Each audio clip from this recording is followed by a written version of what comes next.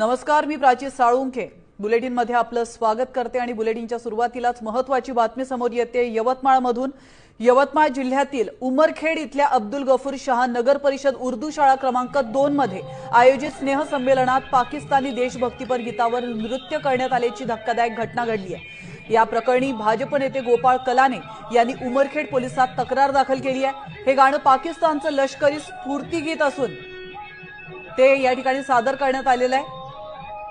याविषयी अधिक माहिती देण्यासाठी आपले प्रतिनिधी संजय राठोड आपल्यासोबत जोडले गेलेले आहेत। संजय, अतिशय धक्कादायक अशी ही दृश्य आहेत यवतमाळमध्ये, म्हणजे भारतामध्ये खरं तर पाकिस्तानचं गाणं लावणं हे कितपत योग्य आहे आणि खरंच असं काही घडलेलं आहे का?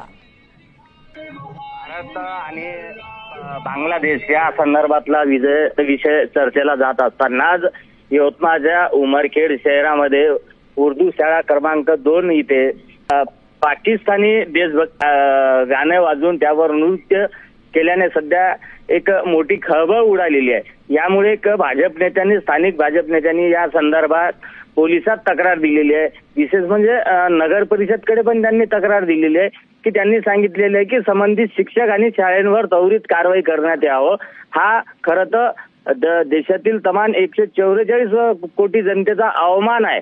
या प्रकरणी संबंधित शिक्षक आणि शाळेची मान्यता रद्द करून त्यांच्यावर कारवाई करण्याची मागणी त्यांनी केलेली आहे। धन्यवाद संजय, तुम्ही दिलेल्या महत्त्वपूर्ण माहितीबद्दल।